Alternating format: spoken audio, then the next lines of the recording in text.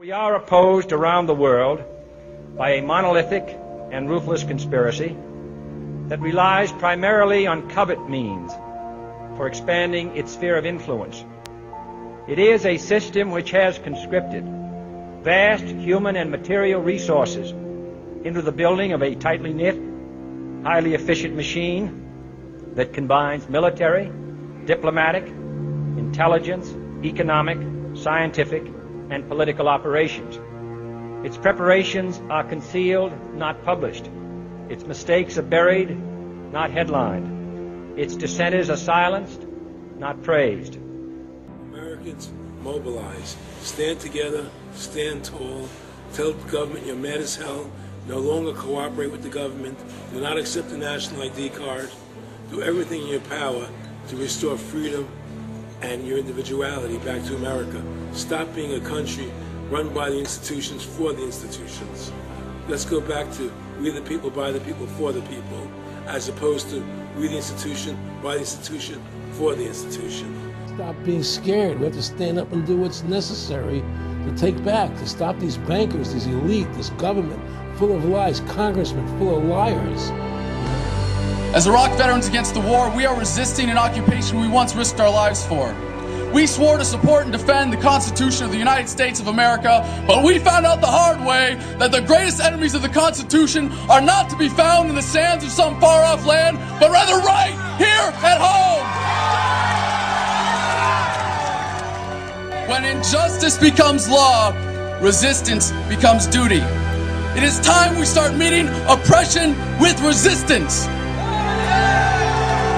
They cannot stop us. Humanity marches on. The utmost manifestation of love and devotion to America is today, as it always has been, resistance of tyranny. Resist we must, and resist we will. We will not be silent. We will not obey. We will not let our government destroy our humanity. We will not wait another moment in fear to stand up for what we know to be right. It is time we start meeting oppression with resistance. Northwoods, explain that really quick. This is 1962. The Joint Chiefs of Staff signed a document that was planning on having fake attacks on American civilians and blaming it on the Cubans to get us to go to war with Cuba. They were going to blow up a drone jetliner. They were going to send a jet into the air and blow it up. Oh my God! And blame the Cubans for it and get us to go to war with Cuba. Planning on having fake attacks on American civilians. The time when the operation of the machine becomes so odious, makes you so sick at heart that you can't take part. You can't even passively take part. And you've got to put your bodies upon the gears and upon the wheels, upon the levers, upon all the apparatus, and you've got to make it stop. And you've got to indicate to the people who run it, to the people who own it, that unless you're free, the machine will be prevented from working at all. I served with Kilo Company, 3rd Battalion, 8th Marines as an automatic machine gunner. There's a term, once a Marine, always a Marine, but there's also the term, eat the apple, F the Corps. I don't work for you no more. And I'm a Marine. I took an oath to defend the Constitution. The Constitution! I didn't take an oath to defend these banksters.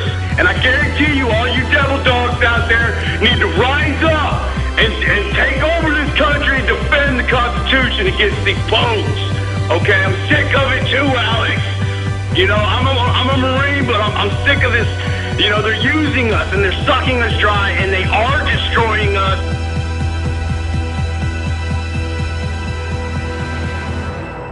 People should not be afraid of their governments. Governments should be afraid of their people.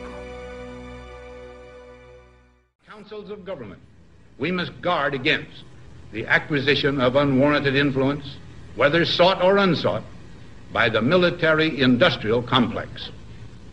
The potential for the disastrous rise of misplaced power exists and will persist.